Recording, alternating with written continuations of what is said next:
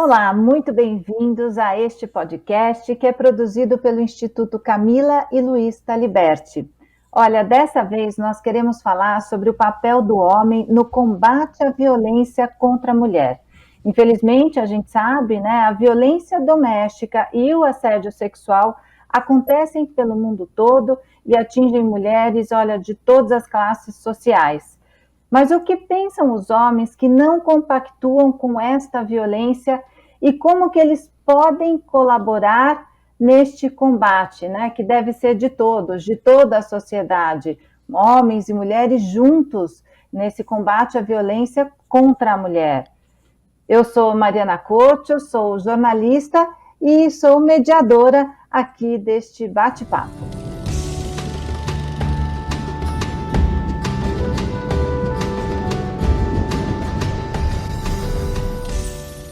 E para nos ajudar a entender essa questão que é tão complexa, para esse episódio nós convidamos 3 pessoas muito especiais.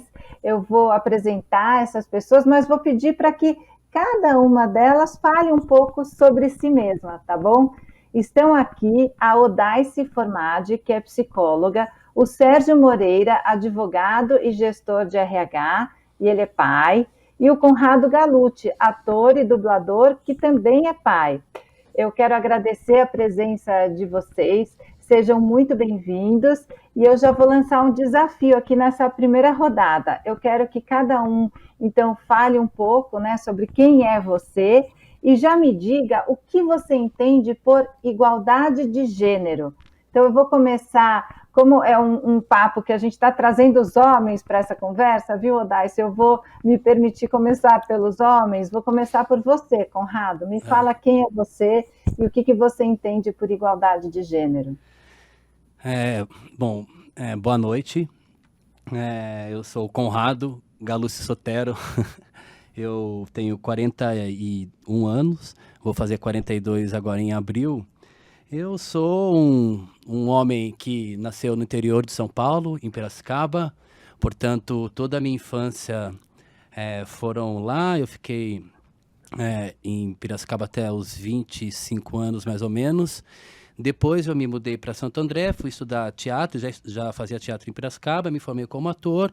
Depois me enveredei para dublagem também. Então, hoje, além de dublador, eu também sou diretor de dublagem. Assim, esse é mais ou menos a minha trajetória. E, assim, igualdade de gênero, eu vim refletindo sobre isso enquanto eu estava aqui no caminho para chegar até aqui. E eu tentei me preparar e falei, o que eu vou responder lá nesse podcast que vai falar sobre isso, né? Mas o fato é que eu sinto que eu tento sempre evitar alguns clichês, mas eu acho que definir para mim o que é igualdade de gênero ainda está num lugar bem complexo, porque eu sinto que, lendo as coisas sobre essa construção social que é a igualdade de gênero, né, sobre o que significa o homem, o que significa a mulher, né, essa perspectiva de desconstrução sobre essa formação que, por exemplo, me faz entender como homem. E essa construção desde sempre já me colocou no lugar de entender a desigualdade como uma naturalização da realidade. Então, para mim, o natural sempre foi que o homem tinha uma espécie de superioridade com relação à mulher. E, assim, acho que, pensando aqui agora, essa igualdade de gênero começa por uma desconstrução de entender como que se homem e mulher fosse uma colocação que foi sempre assim e que essa superioridade é uma coisa que vem naturalmente. Então, para mim, o processo de tentar entender o que significa a igualdade de gênero parte também dessa desnaturalização de uma coisa que não só em mim, mas em todo mundo que nasce nos tempos que nos cabem, né? Essa naturalização entre o que é ser homem e o homem como naturalmente superior à mulher. Então, não sei se Então, vou deixar uma provocação aqui para a gente falar adiante. Se você não está buscando uma palavra aí que se chama machismo, a naturalização desse sim. machismo, Aham, né? isso, é a naturalização do machismo que é maior do que o fato de eu ser machista, né? Porque, assim, naturalmente, não, por mais que eu possa falar muitas coisas aqui sobre como eu lido com o machismo e como nós não concordamos com essa violência que tem sobre a mulher, sobre o feminino em si, eu sinto que eu não posso cair na ingenuidade de achar que eu não estou e faço parte disso, como um ser que sempre foi agente nessa situação, né? Então, acho que a primeira coisa, assim, é entender que o machismo está aqui e ele é estrutural, né? Ele está além da minha subjetividade. Ele está nas facilidades que eu tive na minha vida que uma mulher não teria só apenas pelo fato dela ser mulher. Então, é isso. O machismo,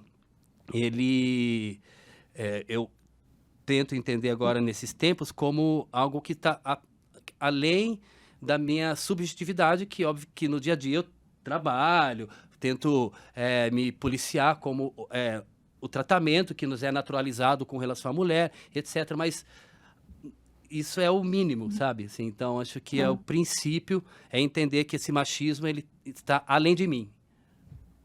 E depois, Conrado, vamos falar também dos seus desafios enquanto pai de um menino, para criar um menino que não seja machista e não perpetue isso para as próximas gerações.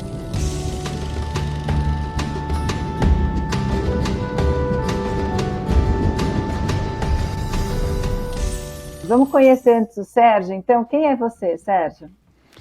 Bom, boa noite. Eu sou o Sérgio, eu sou um homem de 58 anos. Portanto, nasci lá no que chamaram de ano da Revolução, nasci lá em 64, lá no último dia dele. E eu sou filho de um nordestino que nasceu no final dos anos 30, 37. E, teoricamente, né, pela minha idade, pelo mundo que eu vivo, eu tinha tudo para compactuar com isso que está aí, né? Mas eu tenho muito orgulho de dizer que meu pai era um cara que ele não compactuava com isso e acho que ele nem sabia direito por quê, né? O meu pai não era um cara... Ele era muito pouco instruído, ele não tinha nem o primário completo, era caminhoneiro, enfim. Mas, veja, ele vivia num mundo muito propício a esse machismo estruturado e tal. Mas apesar disso, ele tinha uma sensibilidade muito grande, ele era um cara que dividia tarefas no lar, lavava louça, cozinhava, sempre tratou minha mãe com muito respeito, né? Então eu tive um exemplo desde muito cedo. E hoje, assim, eu sou formado em Direito, estudei Economia um pouco antes e tal, e o direito aproxima a gente de algumas coisas que eu acho que todo mundo precisava de alguma maneira conhecer um pouquinho. Não precisava aprofundar, mas a gente precisa aprender algumas coisas. E o direito aproxima a gente dessa coisa da lei, sim, mas dos direitos, das garantias e tudo mais. E aí isso vai aproximando a gente. E eu dei... Sorte acho que é uma palavra forte demais, porque eu tenho um pouco de mérito nisso, mas eu dei a sorte de conhecer e me casar com uma mulher muito forte, muito autônoma, muito inteligente, muito articulada. E aí vai somando com os exemplos que eu já tinha, né? Então a trajetória me trouxe para cá e fez com que eu olhasse para essa estrutura de uma forma muito crítica, né? Então eu tenho muito orgulho da minha história no que diz respeito a isso, né? E falo com muita convicção de que sou muito avesso a essa estrutura que aí está. E para falar de Bom, eu sou pai de um menino de 20, vai fazer 26 anos, e de uma menina de 19, né? Então são períodos interessantes. Para mim foi uma experiência, quase uma aventura, mas eu acho que foi legal ter sido nessa ordem, né? Primeiro o menino, depois a menina. A gente, sendo pai de menina, a gente se coloca muitas restrições por conta dessa história que nos ensinam a vida inteira, né? Mas foi uma experiência incrível. Eu tenho uma relação muito legal com os meus filhos e ainda que pareça que o papel do pai, né, é ensinar, é orientar, eu digo sem medo de errar que eu aprendo muito com eles o tempo todo, até porque eles me atualizam, né? O mundo hoje está muito crítico, e para pessoas da minha idade está bem complicado, né? Então a gente precisa tomar muito cuidado com tudo que está ao redor e tal. E aí eu aprendo muito com eles, então tem uma parceria bem bacana, bem positiva aí. E para falar da igualdade, né, do que eu entendo por igualdade de gênero, isso está cada dia mais complicado mesmo, né, de falar sobre isso, mas eu vou falar da maneira mais simples que eu puder, como pessoa, como homem e como advogado. Eu penso, toda vez que eu falo em igualdade, eu penso que precisa ser isonomia, né, no sentido de que igualdade é tratamento igual para os iguais, desigual para os desiguais. Então, eu acho que a gente tem que guardar devidas proporções para quase tudo. Só que assim, quando a gente fala de homem e mulher, quando a gente fala de gênero, tá tudo muito diferente, né? Então, assim, aquela formatação que um dia houve para homem, né? Isso é coisa de homem, isso é coisa de mulher, se perdeu, graças a Deus, né? Então, eu acho que a igualdade do gênero passa pelo respeito e pela oportunidade que todo mundo tem de ser quem é, né? Independente de gênero, aproveitar as suas capacidades, né? O seu conhecimento, a sua determinação, a sua vontade, enfim, as competências que tem, independente do gênero, né? Porque assim, você é o que é, pode o que pode, não sabe o que não sabe, e não é porque você é homem, porque você é mulher, ou por qualquer que seja uma opção de vida, não te torna diferente por conta da opção, né? Então eu acho que a gente tem que olhar para as pessoas pelo que elas são, pelo que elas podem fazer e aprender e ensinar, independente do gênero. Acho que a gente tem que separar. Assim como quando a gente vai falar, e depois vamos falar bastante sobre isso, violência contra a mulher, né? Então, primeiro eu acho que a gente tem que execrar a violência em si.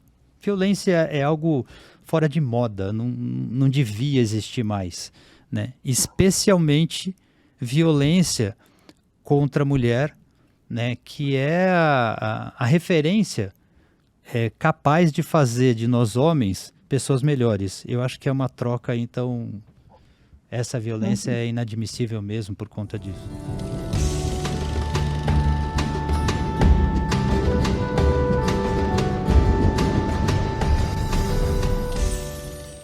Eu costumo sempre comentar e lembrar a todos os homens que eles vieram de uma mulher, né? Então não devem nunca esquecer disso. E tem um dado muito triste, que o Brasil é o 5º país do mundo onde mulheres mais são assassinadas, é o 5º país do mundo que mais mata mulheres, feminicídio, né? A gente tem que dar o nome correto a isso, feminicídio, que é a mulher morrer, ser assassinada pela sua condição de mulher.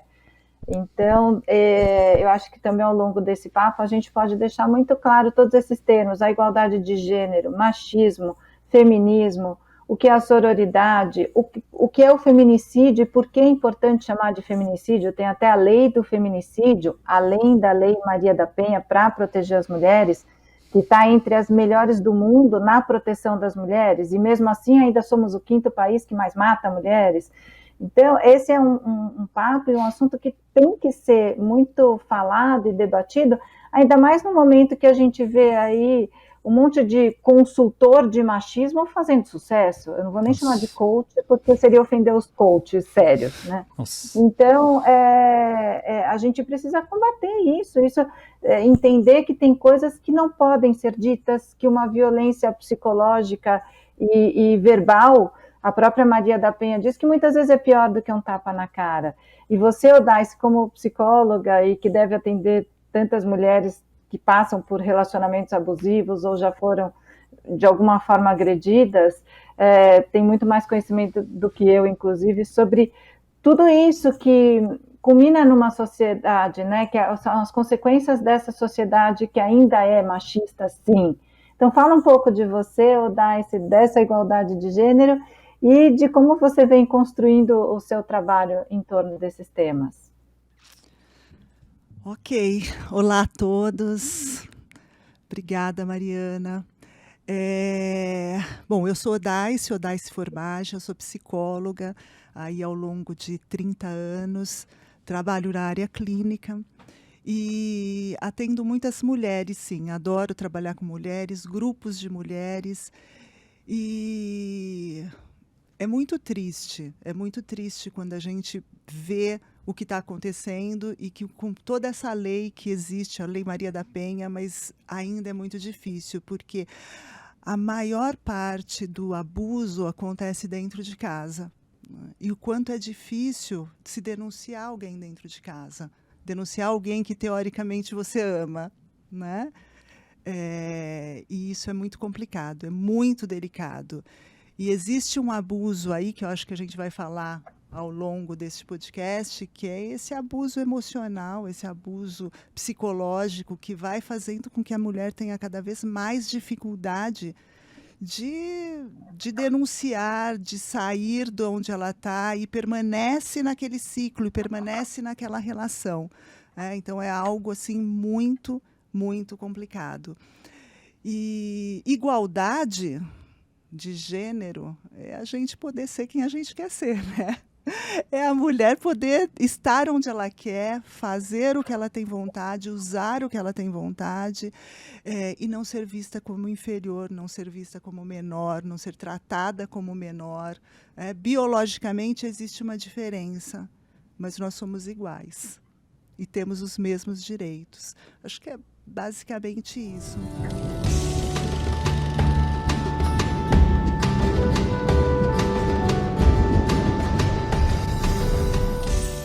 Eu até costumo, quando me perguntam, né? Mas o feminismo é o oposto do machismo? Não, não é. Na minha concepção, o machismo é quando o homem se coloca como um ser superior, com direitos sobre aquela mulher, se sentindo até um chefe, um superior a ela, até com direito de agredir, né? Quando esse homem ele afirma essa desigualdade. E o feminismo só prega uma igualdade entre os gêneros, uma igualdade de oportunidades, uma igualdade de salários, uma igualdade de direitos mesmo, que até pouco tempo atrás as mulheres nem podiam votar, as mulheres nem podiam aprender a ler e escrever, então é tudo muito recente. Mas a gente tem que olhar para frente e evoluir, e daí quero passar a palavra aos homens, até para entender de você, Conrado e Sérgio, né? Qual o papel de homens como vocês, que não compactuam com esse pensamento machista, e como é que vocês se comportam, até quando vocês estão numa rodinha de homens que começam a fazer comentários machistas, ou quando vocês sabem que tem um homem que trata mal a própria mulher, porque isso deve acontecer no dia a dia de vocês. Olha, acontece e muito, muito. É muito complexo, porque o machismo ele tá tão assim estruturalmente naturalizado que eu confesso que, por exemplo, assim, posso citar inúmeros exemplos por dias, assim, basta reunir 3 homens, 2 ou mais homens, que assim, o perigo em cair em algum lugar que possa ser colocado como machismo é enorme, porque na realidade não é que é colocado apenas, porque existe uma naturalização que, assim, ela é muito complexa, porque, assim, quando nós podemos falar dos clichês, das piadas dos homens com as mulheres, né, aquelas coisas imbecis que hoje eu posso falar para você que eu tenho uma consciência muito melhor do que quando eu tinha 20 anos de idade. Hoje eu tenho consciência de que eu, com hoje 41 anos, posso dizer que sou muito, aspas, menos machista do que quando eu tinha 20. Porque em Piracicaba, numa roda de homens tomando cerveja, ou, assim, é impossível, sabe, é impossível. Eu sinto que a primeira coisa por exemplo, eu entender que eu não sou tão distante daquele outro homem que está fazendo aquela piada, né? Ter a consciência de que está aqui em mim e para que eu consiga conversar no dia a dia, eu sinto que existe uma espécie de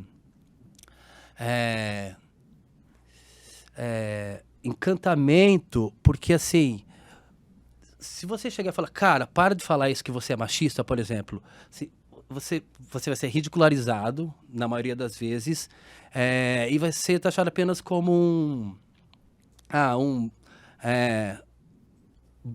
bobo, ingênuo, ou um feminista, que também é uma coisa que é horrível, né? Mas a gente pode conversar isso em outro momento. Mas o fato é que, por exemplo, um exemplo que eu posso citar, que assim, eu tive, nesses 4 anos infernais que nós tivemos, rolaram muitas separações. E eu tive uma separação muito grande de um grande amigo meu.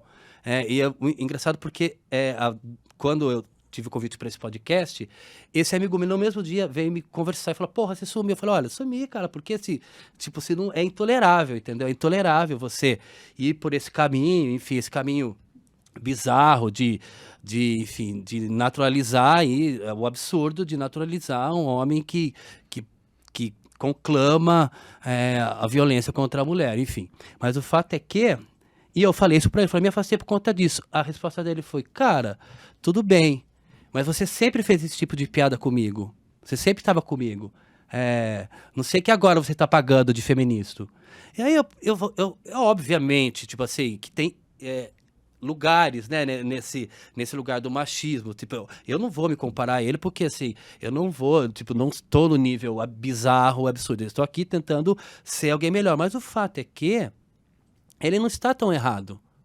Tipo assim, então, assim, é importante observar isso, nós homens, que assim, por mais que eu possa chegar aqui, não, eu sou um cara de desconstrução, e etc., e tenho respeito às mulheres, porque isso é o mínimo, sabe assim, isso não é ninguém precisa bater palma ou levantar alguma bandeira, assim, mas o fato é que, assim, no dia a dia, ainda é um lugar em que eu, obviamente, começo a me aproximar mais de pessoas que timbram mais com esse tipo de comportamento, com homens que conseguem ter uma conversa que está além, né, da babaquice machista, a babaquice, os clichês machistas, mas em nenhum momento eu me imagino tão afastado, porque para mim eu acho importante, né, nesse caminho, a gente pode falar de desconstrução, etc., alguma coisa nesse sentido, que também já são vários clichês, mas o fato é que eu, para mim, sinto que é um lugar sempre de atenção. E sempre tentar conversar com outro homem, por exemplo, mas não tentando me colocar num lugar superior ou querer dar um tipo de aula. Entender assim, cara, entende porque eu sou próximo a você. Mas olha, eu tô pensando diferente, sabe? Não tentar me deslocar e me colocar numa situação de algum nível de superioridade, porque efetivamente todos nós homens somos machistas em maior ou menor grau, né? Então, só a gente está tentando ser menos.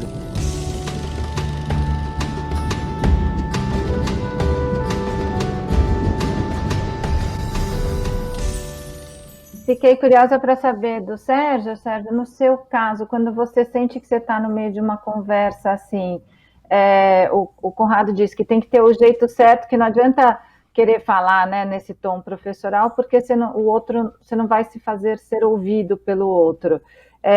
Que experiências você já teve nesse sentido, Sérgio?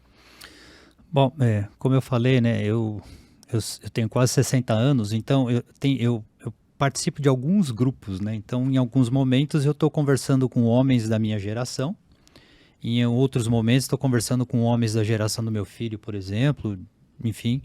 Então, eu trabalho com gestão de pessoas, então, em cada momento, né, eu estou me relacionando com pessoas de gerações diferentes.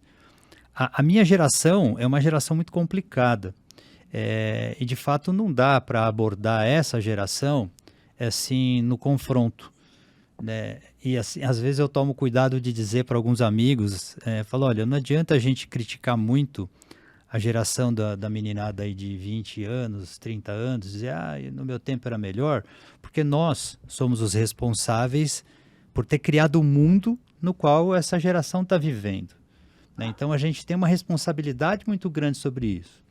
Então não dá para eu chegar para um cara da minha geração, ou que seja um pouco mais velho do que eu, e tentar a forceps reverter conceito que ele tem, que está enraizado ali nele há muitos anos.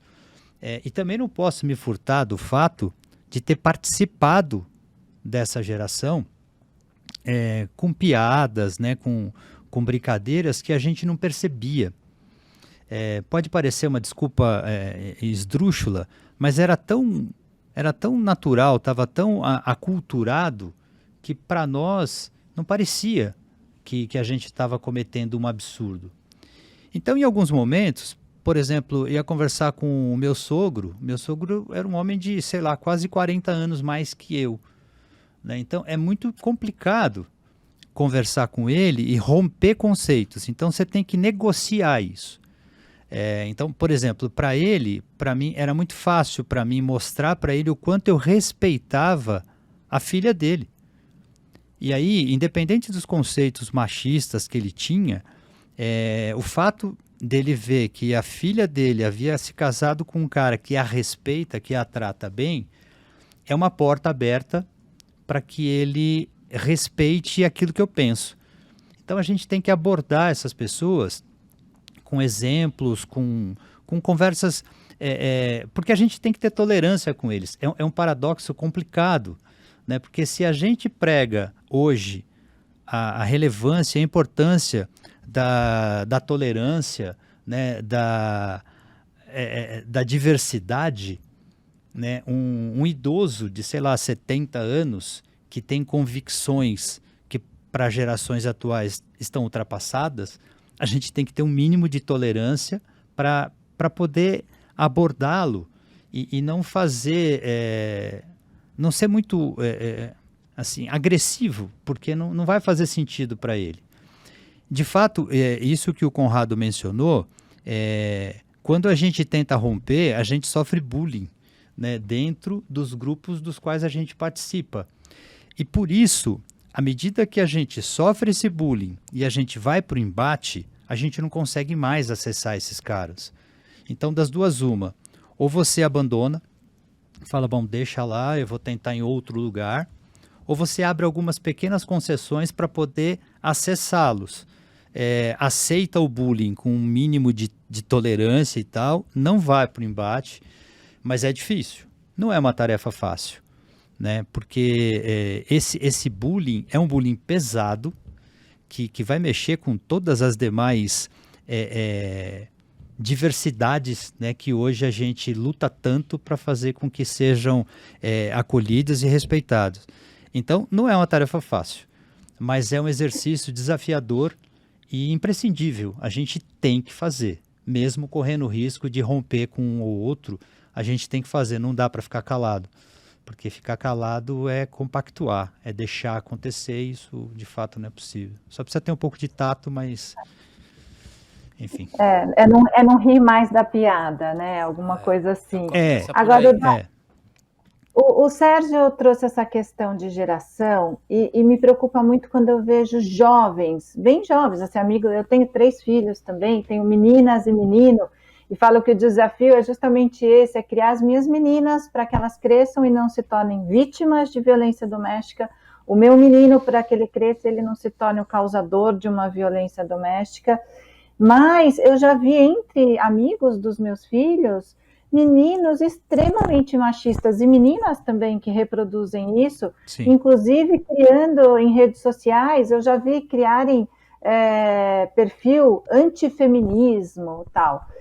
Como é que a gente faz, Odais, enquanto pais e mães, e acho que daí principalmente os pais, para serem esse exemplo de combate ao machismo, porque acho que assim, uma das maneiras de combater é justamente criar esses meninos para que eles não cresçam reproduzindo isso, né? E daí como é que faz nesse desafio de criação de uma nova geração para que para que interrompa mesmo esse ciclo, esse processo?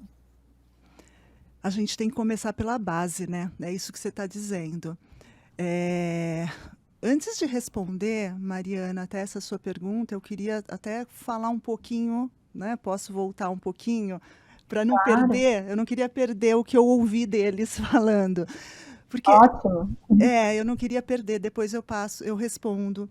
Porque é extremamente difícil para muitos homens, a gente escuta muito isso, né? O quanto é difícil para o homem que quer entrar nesse processo, né? De colocar sua posição para o outro, ajudar no feminismo, a combater isso tudo, e o quanto sofre este bullying. Mas o quanto é necessário. O quanto é necessário, porque precisa falar e este é o caminho. E talvez não entrar num combate, não entrar na disputa de quem fala mais alto, porque dessa forma a gente não chega em lugar nenhum. E é isso que eles tentam fazer, né? Assim, esse é o jogo, né? Se vai para o embate, é isso que eles querem para causar mesmo uma discussão de macho adulto. Exato. E você não pode entrar nessa provocação, é difícil. Porque o homem tem uma grande questão que eu acho que vem, talvez, o que eu vou falar talvez responda um pouco até, Mariana, porque desde muito pequeno você aprende que você precisa mostrar sua masculinidade. Sim. E é a história. Para ser homem, você tem que fazer determinadas coisas. Para ser homem, você tem que pensar... Então, e mesmo o homem, Sérgio, quando você fala assim, às vezes eu chego diante lá de um amigo, de um colega, sei lá, que está falando de uma forma diferente, a gente carrega uma coisa aqui dentro, né? O homem, a mulher, mas carrega algo aí que às vezes é muito difícil você se manter naquele lugar. Por quê? Porque às vezes eles pegam em algo que está muito enraizado, que é neste papel do masculino, do homem macho, sabe? E às vezes a forma como eles vão confrontar vai pegar neste papel de vocês. E aí muitas vezes a gente vê o homem recuando, né? Porque não nos cabe recuar. Não cabe. Não nos ensinaram, então é isso mesmo. Então exatamente. Tem que vencer. Tem que vencer. Aí... E você falou de masculinidade, entra na questão dessa masculinidade tóxica, digamos, né, que começa nessa infância, na criação dos meninos, por exemplo, quando a mãe ou o pai dizem, se o menino está chorando, falam, menino não chora, parece uma menininha. Tudo isso vai construindo uma masculinidade tóxica, não é? E é isso que a gente precisa mudar. Quando você pergunta, é esta forma de educar os filhos, né? Porque quando a gente tem um casal, acho que o Sérgio fala do casal, eu também tenho um casal, a proteção com a menina é algo assim absurda. Porque a menina, se ela se machuca, se ela enfrenta alguma dificuldade, você vai, você cuida, você, ai, tadinha, pega no colo. E o menino, não seja mole. Não é isso que é feito? Bastante. Né? Não seja mole, imagina, não foi nada.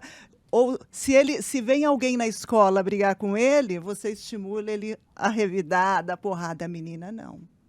A menina é uma proteção. Então, a gente começa desde pequenininho já a criar essa diferença absurda, né? Onde o homem ele não pode ter acesso aos seus sentimentos, às suas emoções, porque o homem não fala de emoção.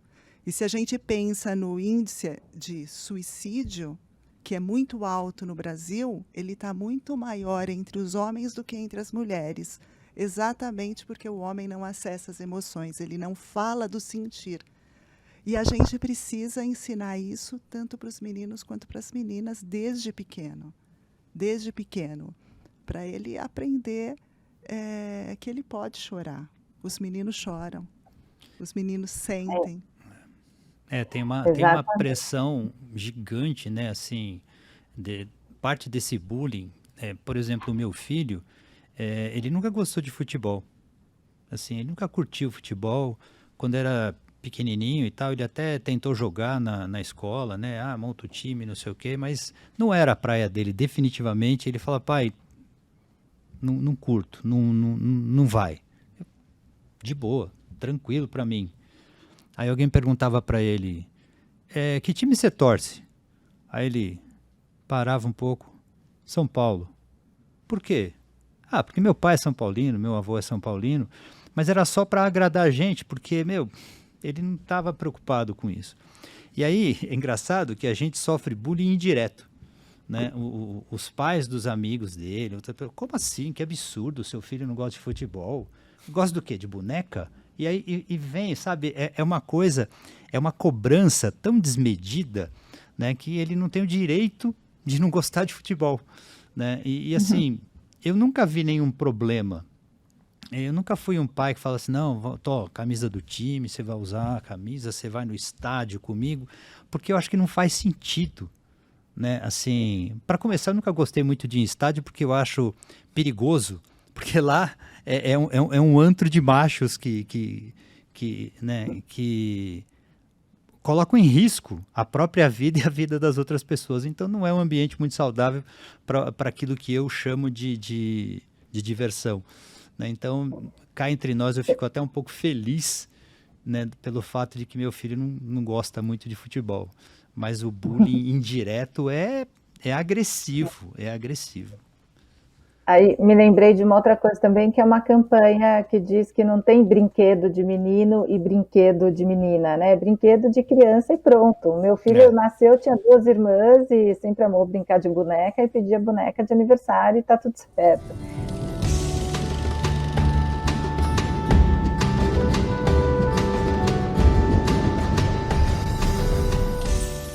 Agora, voltando para o que a gente já conversou aqui, em relação até a como que o homem pode combater também essa violência, né? De que maneira vocês acham que os homens podem, por exemplo, ajudar uma mulher que sofre violência doméstica? Porque a gente sabe que tem o medo, né, Odaisy, como você falou, o medo de denunciar, mas pesquisas mostram que a mulher que não denuncia corre mais risco de morrer do que aquela que denuncia. Sim. Então é importante dizer isso para as mulheres vítimas que estão nos ouvindo, que tem que denunciar.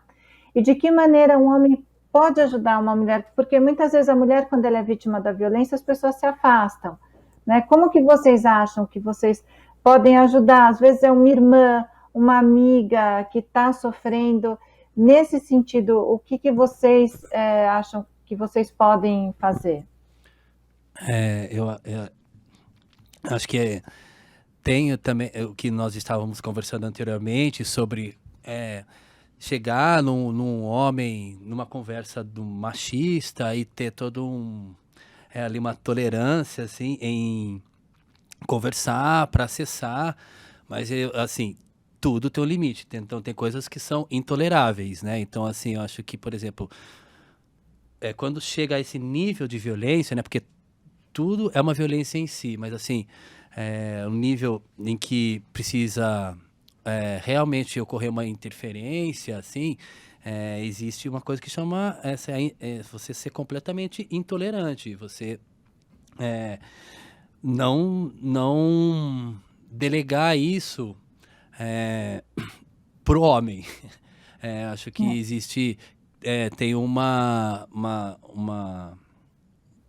limite em que acho que nós observando, porque acho que, como foi falado aqui, a violência está bem dentro de casa, né? Então, assim, quem observa mais a violência talvez sejam os parentes próximos, e entender que nós podemos conversar com as pessoas para tentar mudá-las sobre o machismo, mas existe uma coisa que se chama lei, né? E assim, tem violência, tem assim, tem que chamar e aí discute-se em outra esfera. Eu acho que você Tem que meter a colher, né? tem Aquilo que que a meter a gente colher. fala, Não, não não, pode não, briga isso de daí marido e mulher. é uma coisa esdrúxulo, né? Assim, existe, obviamente, né? Não, não estamos falando em questões amorosas, subjetivas de um casal, mas efetivamente, violência é violência e ponto. Isso é intolerável, sendo seu irmão ou sendo seu inimigo, né? Então, existe essa coragem e buscar os meios legais para isso, porque infelizmente, assim, tem um momento que não tem mais conversa, sabe assim, sabe, assim, não tem conversa, tipo assim, falei, mas o fato é que agora vai se ver em outro departamento, porque primeiramente precisa se proteger a integridade física. Depois vai se discutir as outras coisas, mas o fato é que, sim, em briga de marido e mulher se mete a colher, ou qualquer outra coisa que seja, sim, se mete, e muito, tipo assim, enfim, essa é a minha opinião.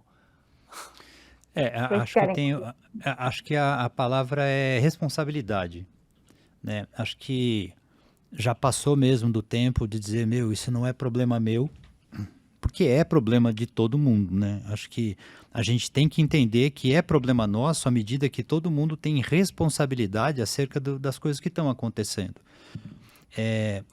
Num país que nem o nosso, né, dessa cultura latina, essa coisa muito machista ainda, é um perigo dobrado quando um homem tenta interceder na violência do outro homem.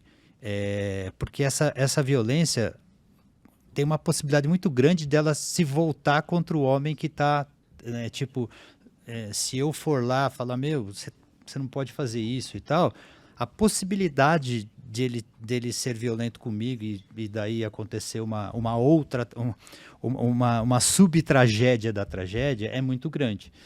Então isso faz com que todo mundo seja muito reticente, né, em tomar essas decisões. Mas isso não afasta a responsabilidade que a gente tem. Então, assim, os órgãos de segurança pública estão aí para isso. A gente precisa correr o risco e acionar. De repente pode ser um alarme falso? Paciência, é melhor pecar pelo excesso do que pela omissão. Mas é preciso fazer alguma coisa.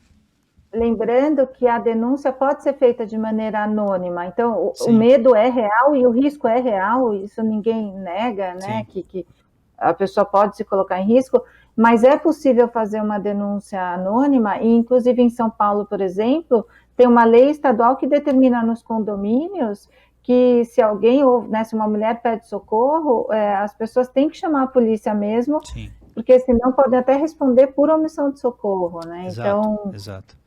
Claro, tomando as medidas, assim, os cuidados, mas não ser conivente, né? E também saber que você pode fazer essa denúncia. Tem o Disque 100, tem o 180 e a própria polícia. Em caso de agressão naquela hora, tem que chamar a polícia. E também não descuidar, porque depois que se faz a denúncia e alguma coisa acontece, efetivamente muitos homens depois voltam para casa e a situação continua.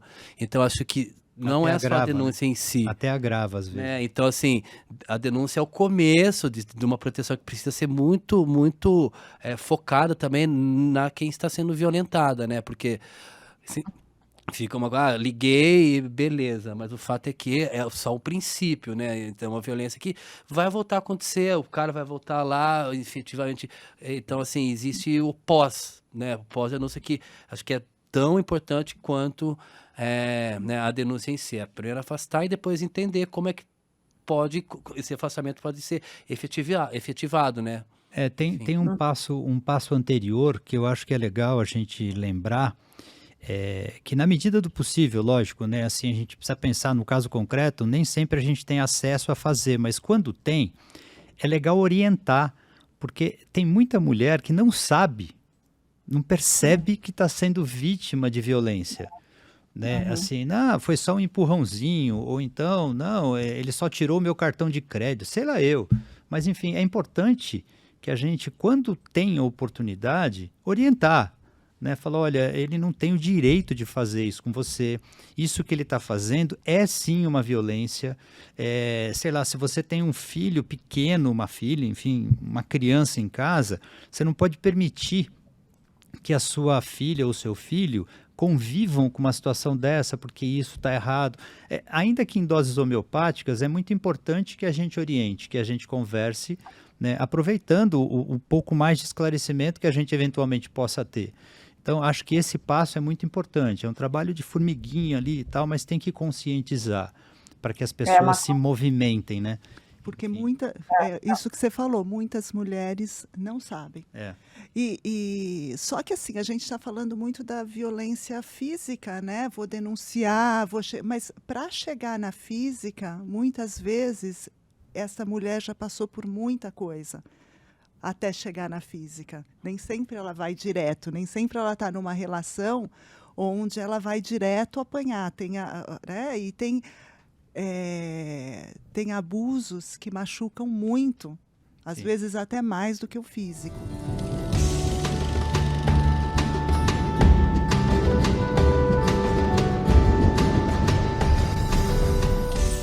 É importante isso que você falou, Daicy, porque tem a violência patrimonial, que é quebrar um celular, esconder o cartão, tem a violência psicológica e emocional, são vários tipos de violência, que às vezes são velados, né? É uma violência que é sutil, né? É mais difícil de ser percebido. Que vai aos poucos. E está muitas vezes em frases do dia a dia. Nós até separamos algumas frases dessas, a gente pediu para um locutor gravar essas frases. Eu vou pedir agora para a gente escutar essas frases que parecem tão comuns no nosso dia a dia, para a gente perceber a violência que tem nelas. Vamos escutar então, daí até já vou pedir para você começar comentando, Dais. Já sabe cozinhar? Então já pode casar. Mulher no volante, perigo constante. Ela tá nervosa. TPM. E aí, Daicy, pesado, o que dizer? Né? Pesado. E a gente ouve. E a gente ouve muito, ouve muito. E o quanto mexe com o emocional, né? Quando se começa um abuso emocional, um abuso psicológico, você mexe muito com a autoestima da mulher, muito. Ela normalmente fica com uma autoestima muito baixa, escuta muito isso, né? Essas frases são muito ditas. E aí, com a autoestima rebaixada, ela não sai de onde ela está. Porque, normalmente, este abuso emocional leva para onde? Leva para a culpa. De alguma forma, o homem se movimenta, ele traz as falas uma manipulação onde você se sente culpada por tudo que está acontecendo. E aí sua autoestima vai lá para baixo, e aí você se sente dependente, você entra numa dependência emocional e você não sai dessa relação.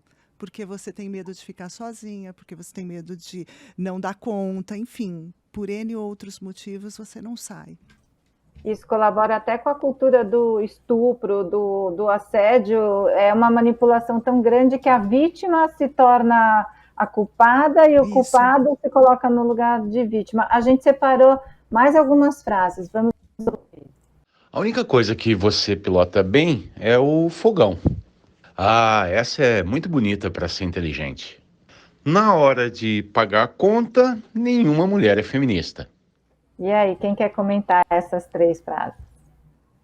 Posso comentar. Eu queria só pegar um gancho rapidinho. Nesse tipo, né, de violência, a única, não sei se a única, mas a forma a maior possibilidade que a gente tem de ajudar é, de fato, orientando, né, conversando, porque para a gente interceder é mais fácil quando a violência é possível ser vista e demonstrada mesmo, que é o caso da violência física. Essas fica difícil da gente ajudar a denunciar, né, como um vizinho e tal, porque você precisa participar do dia a dia um pouco dessas pessoas para poder orientar, né?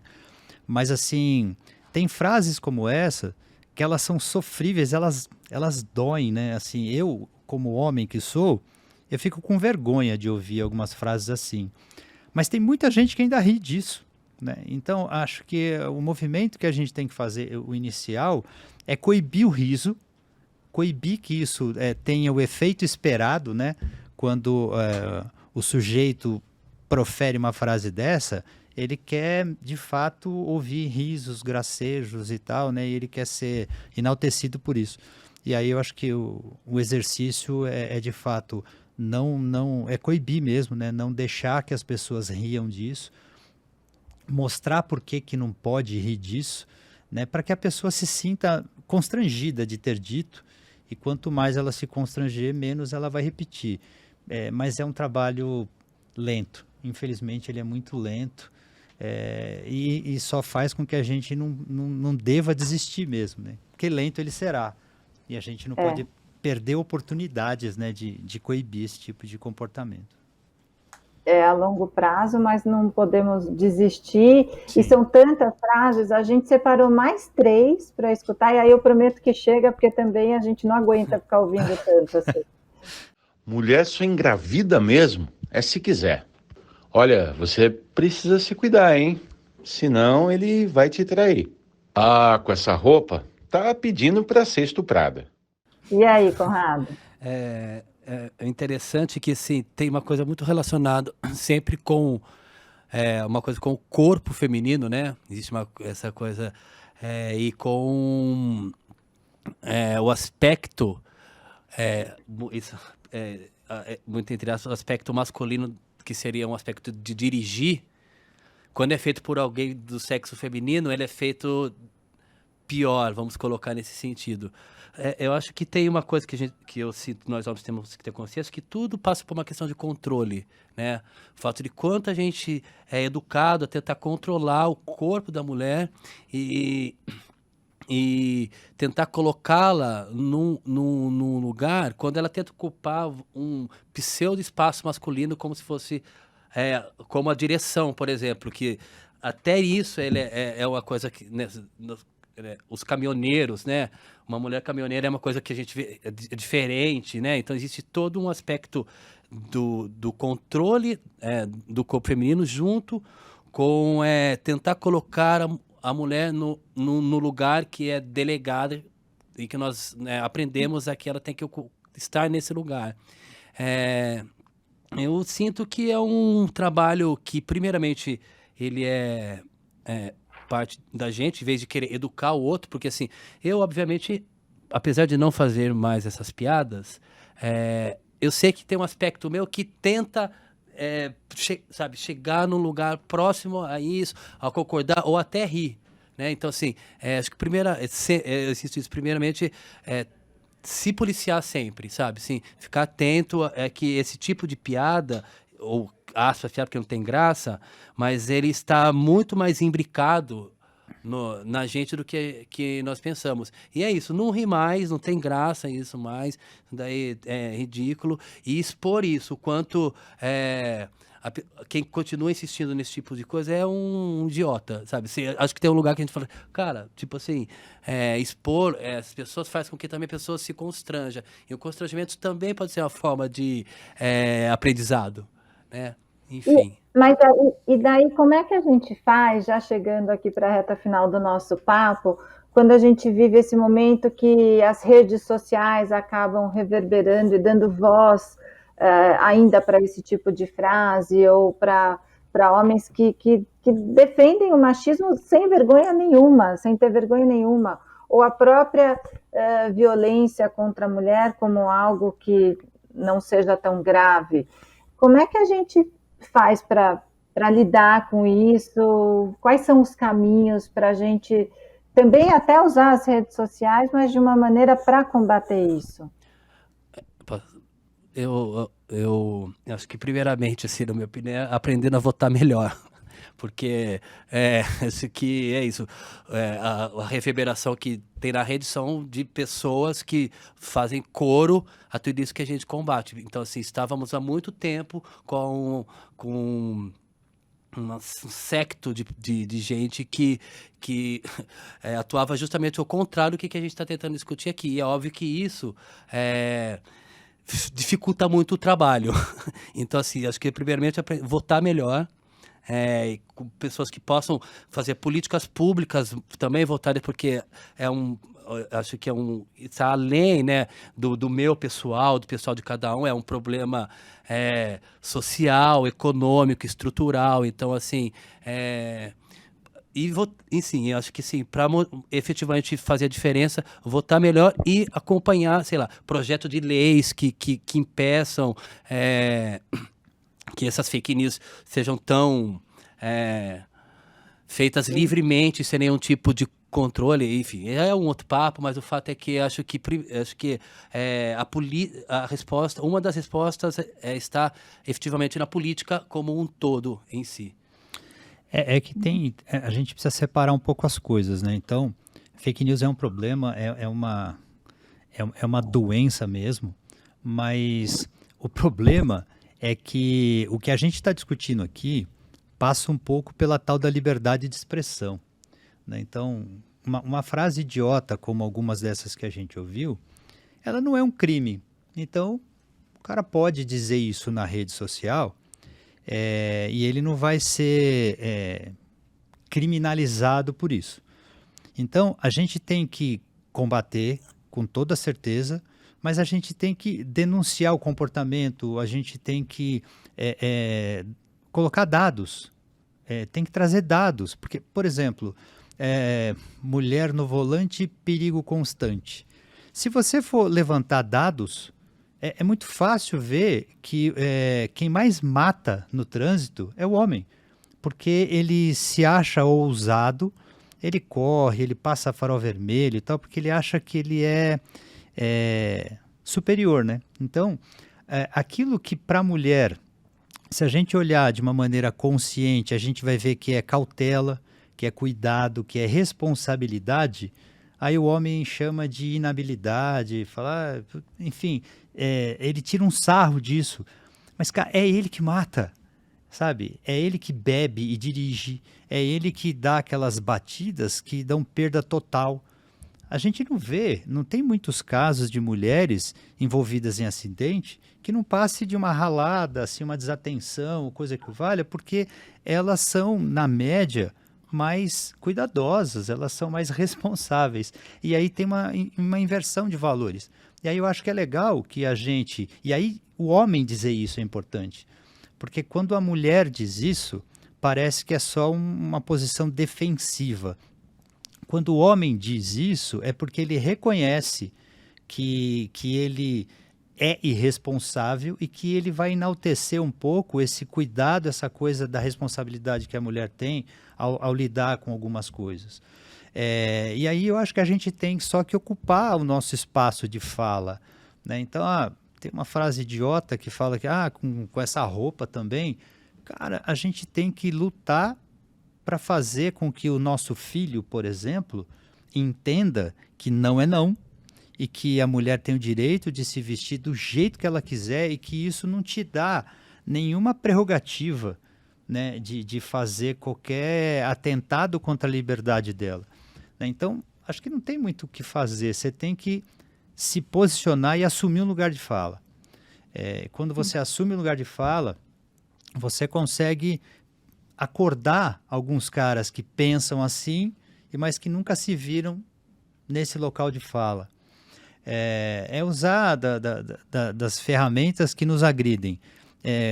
O Conrado trouxe essa coisa dos últimos 4 anos de terror aí, e aconteceu exatamente isso. Tinha muita gente que tinha pensamentos absurdos, mas que estavam dormindo. E aí vem alguém e deu lugar de fala para essas pessoas, e eles começaram a falar, né? E começaram a botar para fora aquilo que para eles eram valores. E é essa ferramenta que eu acho que a gente tem que usar, né? O homem tem que ter a responsabilidade de ter o local de fala, né? Para sair em defesa dessa igualdade que já passou muito da hora de ser reconhecida. E aí a gente vai criando também, sei lá, seguidores. Fala, pô, se ele está falando, acho que eu também posso, eu também devo, eu também preciso. Eu acho que talvez seja esse o caminho. Não sei, é difícil combater, mas eu acho que é por aí. É possível que isso aconteça, que essas pessoas de fato ouçam e mudem? Eu sempre acredito no ser humano, de alguma forma. Eu acho que eu tenho um lado aqui, poliana, que acredita. Bom, se eu não acreditasse no ser humano, eu não seria psicóloga. Então, acredito que é possível a mudança.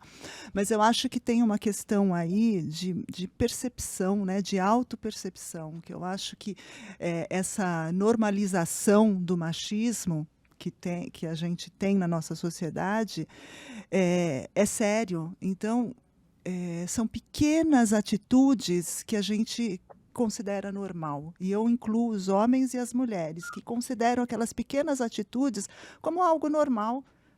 Então, às vezes a gente está aqui falando, mas a gente escuta muito essas feministas, né? Como são criticadas essas feministas. E pequenos atos, pequenos comportamentos que são feitos e fala, mas eu fiz isso a vida inteira, antes podia, agora não pode. Agora não pode. Né? Antes já não podia, mas agora não pode mesmo.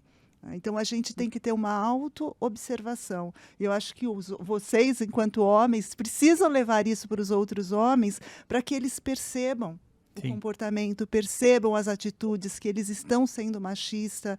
E esse machismo, nós somos espelhos dos nossos filhos, vai ser levado para os nossos filhos e eles vão reproduzir esse comportamento. Então, eu acredito que, assim, é possível, mas vai demorar. Né? Vai demorar esse processo. Mas a gente tem que falar muito, Mariana. Acho que tem que ter muitas falas, sabe? E se trabalhar muito com homens. A gente vê alguns grupos aí que eu acho muito legal, que homens trabalhando com homens para que eles desconstruam esse machismo. E isso tem que ser multiplicado. E dizer que o feminismo é sim necessário, principalmente enquanto houver machismo, precisa ter o feminismo. Eu sou feminista com muito orgulho aqui, e digo que a gravidade do machismo que está na raiz da violência, e principalmente da violência doméstica. Porque é isso, a partir do momento que o homem se sente superior num relacionamento, se a mulher luta ali por uma igualdade, ele, dentro do seu machismo, se acha no direito de praticar a violência, e daí tem todo esse desenrolar. Então, a gente precisa combater, sim, né, esse machismo. A gente sabe que tem muitos homens, a gente vê pelo Conrado, pelo Sérgio, que representam muitos homens que fazem parte desse grupo, que quer combater, sim, esse machismo, essa masculinidade tóxica, né? E para a gente lutar por uma sociedade igualitária e justa.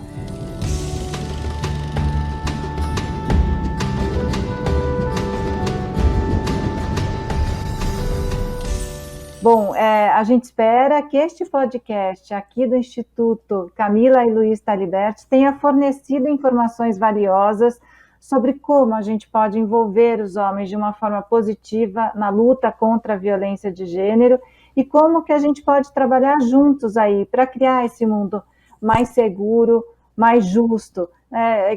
Quem sabe, num futuro próximo, a gente já nem precise mais falar sobre violência doméstica, a gente já nem precise mais debater sobre isso. Eu quero agradecer aos meus convidados, a cada um de vocês por esse papo, pela presença, e a você que ficou aqui nos acompanhando, que ficou aqui refletindo também com a gente, tá bom? Até a próxima. Beijo.